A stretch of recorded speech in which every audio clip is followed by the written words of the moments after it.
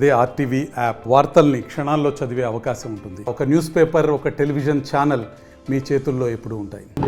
నేను హిందువుని, నేను భక్తుడిని, నేను మాంసాహారం కూడా తినా, మందు కూడా తాగా, బండి సంజయ్ లాగా.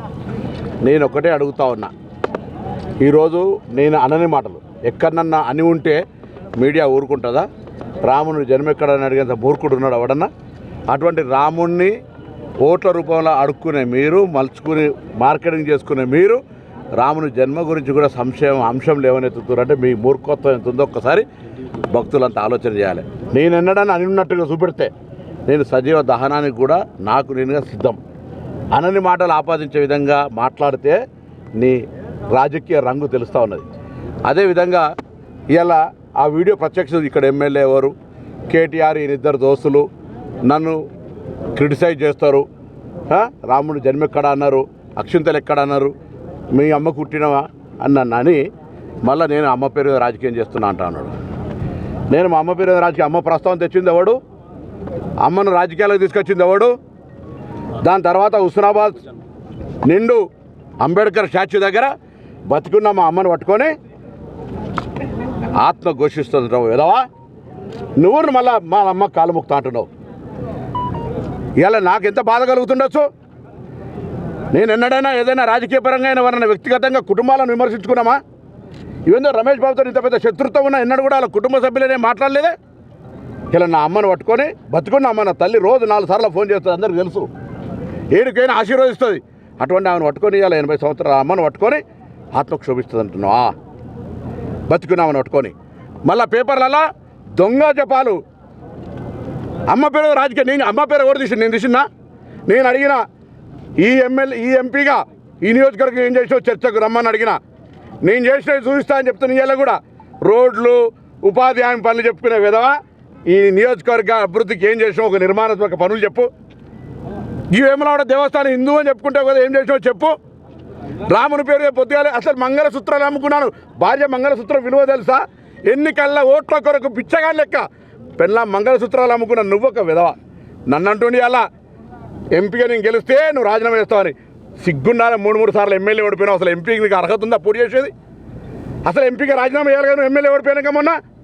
నేను నా నియోజకవర్గంలో ఎక్కడో పోయి కూడా గెలిచిన మొగోడిని. నీకు దమ్ముందా? నువ్వు ఎమ్మెల్యే ఓడిపోయి 3 సార్లు అదే నియోజకవర్గం నుంచి గంగుల కమలాకర్ నువ్వు కుమ్ముక్కై నువ్వు ఎమ్మెల్యే ఓడిపోవాలి. మళ్ళీ వాడో వీడో రాళ్ళు కొట్టినట్టు ఇటువంటి సానుభూతి తెచ్చుకోవాలి. హుస్నాబాద్ నియోజకవర్గాల మొన్న ఎమ్మెల్యే ఎలక్షన్లో 8,000 ఓట్లు వస్తే వాళ్ళకు 1,00,000 ఓట్లు వచ్చినాయి. నాకు పార్లమెంట్ ఎన్నికల బండి సంజయ్ పోటీ చేసినాడు కూడా వినోద్రావు ఓట్లు వస్తే నాకు ఆయనకు 5,000 తేడా ఉంటే 3వ స్థానంలో 20,000 ఓట్లు కూడా రాలే. వీళ్ళు మాట్లాడుతూ ఉన్నారు. 100 మంది లేరు ర్యాలీలా. మా అటువంటితో ఎవరో కార్యకర్తలు కోపానికి వస్తున్నారని పెద్ద ఫోర్స్ క్రియేట్ చేసి భారతదేశంలో ఉన్న నరేంద్ర మోడీ ప్రభుత్వాన్ని మొత్తం ఉపయోగించి 300 మంది పోలీసులు పెట్టుకుని చెప్పిన, అయ్యా మేము ఏమనం, చాలామంది హుస్నాబాద్ గస్తుంటూ పోతుంటారు. రంగట్ల ఎలుకతురు తిరిగి హుస్నాబాద్ సిద్దిపేట రోడ్డు మీద 100 మంది చచ్చిపోతారు. ఆయనలో ఇన్నొక్కడు 5 ఏళ్ళలో ఎన్నడు రాలే. ఆయన గురించి పట్టించుకోదని కార్యకర్తలకు పొద్దున్నే దండం పెట్టినా. ఆ పోలీసులకు కూడా చెప్పినా, ఎందుకే 300 మంది పోలీసులు ఆయన ఎవడేమంటాడు? ఆయన రెచ్చగొట్టుకోవడానికి మొన్న కూడా మొహరం పండుగకి ఏదో రాళ్ళు వేసుకొని అప్పుడున్న సిపిని ట్రాన్స్ఫర్ చేసిండు. ఎప్పుడు కూడా మతపరమైన అంశాలు రెచ్చగొట్టాలి. అసలు కేసీఆర్ గారు కూడా ఏమన్నారా పోయిన ఎన్నికల్లా, అరే నేను యజ్ఞాలు చేస్తా, నేను ఇంత పెద్ద భక్తుడిని, పాడోడు ఇడోడా హిందుగాలు పొందుగాలు అని పెద్ద హిందువుల పేరున బ్రాండ్ అంటాడు, నాకంటే ఓడు ఎక్కువ అన్నాడు. దాన్ని ఎన్నికల రాజకీయం చేసుకొని గెలిచిన బిడ్డ. ఇవాళ తల్లి, ఏ తల్లి అందరికి తల్లిని రాజకీయాలకు లాగినావు. నేను ఈ తెలంగాణలో తల్లులందరినీ కోరుతున్నా, వాళ్ళ భారతీయ జనతా పార్టీ నాయకత్వాన్ని కోరుతున్నా. నా తల్లి ఇలా క్షోభిస్తుంది, మనసు బాధపడుతుంది. మా అమ్మది ఏడుస్తుంది. బిడ్డ, నా తల్లి గురించి మాట్లాడినావు, జాగ్రత్త. ఆవేదనతో చెప్తా ఉన్నా. నిన్న మొన్న నాకు తెలుసు, మా మిత్రులంతా మాట్లాడితే ఒక్కొక్క రోజు రాత్రి నిద్రపోలే. అటువంటి పరిస్థితుల్లో మా అమ్మ గురించి మీరు అందరూ తెలుసు కదా, కుటుంబం, మా కుటుంబం నేపథ్యం. వాడు నా తల్లి గురించి మాట్లాడతాడే. మళ్ళీ పేపర్లలో, వాట్సాప్లలో అమ్మ పేరు రాజకీయం చేస్తుంది. నేను అన్న అమ్మ పేరు తీసినా? ఎప్పుడన్నా ఇన్నిసార్లు ప్రెస్ కాన్ఫరెన్స్ చేసినాం, ఎవరన్నా ఎక్కడైనా కుటుంబ సభ్యుల పేరు తీసినామా?